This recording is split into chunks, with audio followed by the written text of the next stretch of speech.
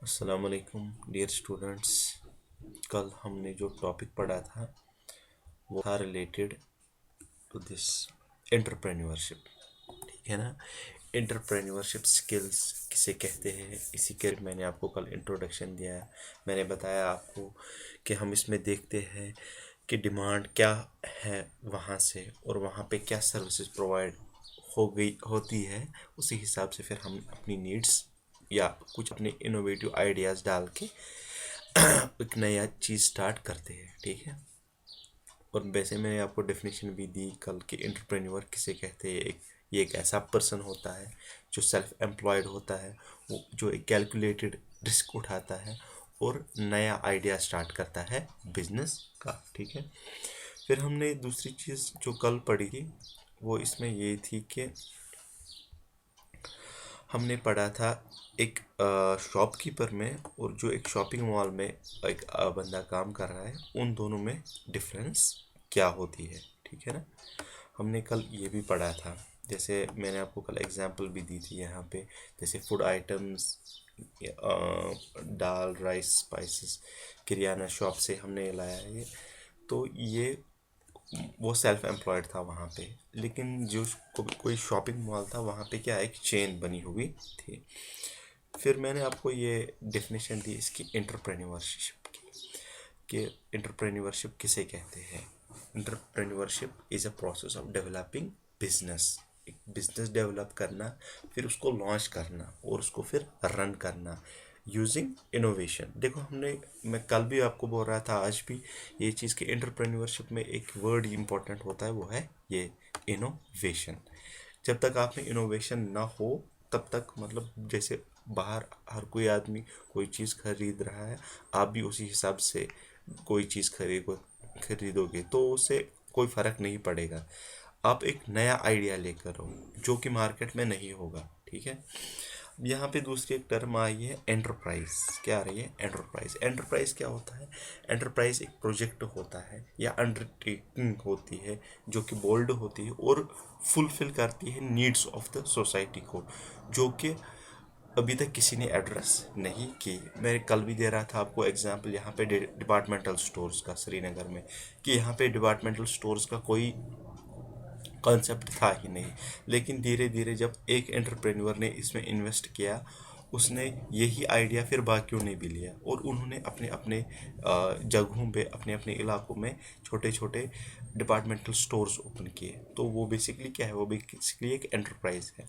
अब देखो यहाँ पे हम स्टोरी पढ़ेंगे। एक सौम्या, एक लड़की है, इसी के बारे में, इससे आपको एंटरप्रेन्योरशिप के बारे में एक कंसेप्ट अच्छे से समझ में आ जाएगा। सौम्या जो है ये एक गांव में पैदा हुई है कर्नाटका में। ठीक है। वही ये पली बड़ी है। इसके पापा जो थे वो बेंगलोर आए in search of a better job. जो ही ये बड़ी हो गई, इसने देखा कि जो मेरे पापा हैं वो बहुत मेहनत करते हैं, इसके माँ बाप बहुत मेहनत करते थे। इसके बाप जो थे वो काम करते थे एक छोटी सी शॉप में जहाँ पे वो कपड़े बेचते थे, और इसकी जो माँ थी वो वर्क करती थी एज ए कुक किसी के घर में। सौम्या हमेशा से चाहती थी कि वो अपनी फैमिली को सपोर्ट करे, लेकिन अब वो कॉलेज जा रही थी और उसने सोचा कि मैं पैसे कैसे कमाऊं।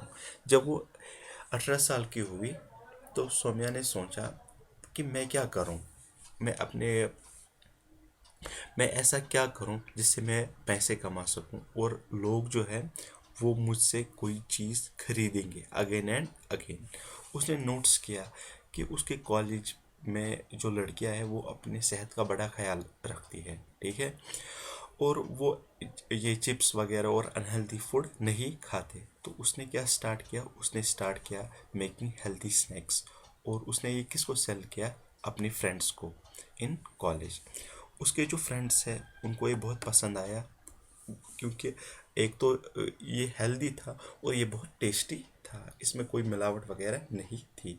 तो इसने क्या, धीरे धीरे अपना ये जो टेस्टी हेल्दी स्नैक्स है ना, उस एरिया में ख़रीदना शुरू किया, बेचना शुरू किया। जो ही डिमांड स्नैक्स की इंक्रीज़ हो गई, सौम्या ने अपने माँ बाप को बोला कि आप मुझे थोड़ा और पैसा दो ताकि मैं एक स्मॉल मशीन बाई करूं जिससे मैं मोर स्नैक्स बना सकूं। ठीक है ना। और धीरे धीरे इसने क्या किया, इसने जो स्नैक्स बना रही थी उससे 5 टाइम्स बनाया। ठीक है। और इसने क्या दिया, इसने अपने फ्रेंड्स को कमीशन भी दिया है, ताकि अगर आप अपने इलाके में भेजोगे तो मैं आपको कुछ कमीशन दूंगी। और 2 साल के बाद हम क्या देखते हैं, सौम्या जो है वो स्नैक सेल कर रही है। हर एक जो शॉप है उसके एरिया में, वहाँ पे ये स्नैक्स बिक रहे हैं। ठीक है। एक तरफ से तो ये इसने अपना बिजनेस भी स्टार्ट किया, और दूसरी तरफ से इसने अपनी कॉलेज फी भी भर दी। किसकी वजह से? अपनी कमाई की वजह से। देखो अब हम इसको एनालिसिस करेंगे। एनालिसिस करने से हमें ये समझ में आता है, पहले जो एंटरप्रेन्योर होता है उसे देखनी होती है नीड क्या है। सौम्या ने अपने कॉलेज में क्या देखा, इसने देखा कि लड़कियां जो वहाँ पे है वो अनहेल्दी फूड्स नहीं खाती। ठीक है।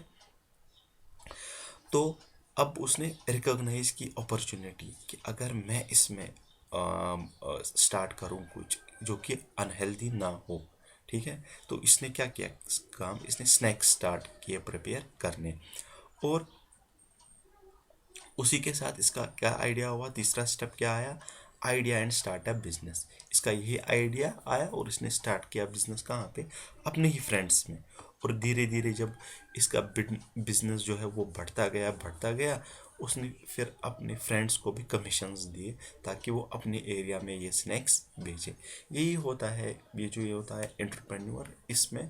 और आम जो आदमी होता है उसमें यही फ़र्क होता है कि वो देखता है कोई इनोवेटिव आइडिया जो कि मार्केट में अभी प्रेजेंट ना हो, फिर उस इनोवेटिव आइडिया पे काम करके वो अपना बिजनेस स्टार्ट करता है।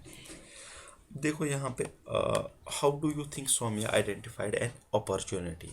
ये आप अब इस कॉपी पे लिख के रखना कि इसने कौन कौन सी अपॉर्चुनिटी देखी, जैसा कि मैंने आपको अभी भी बोला।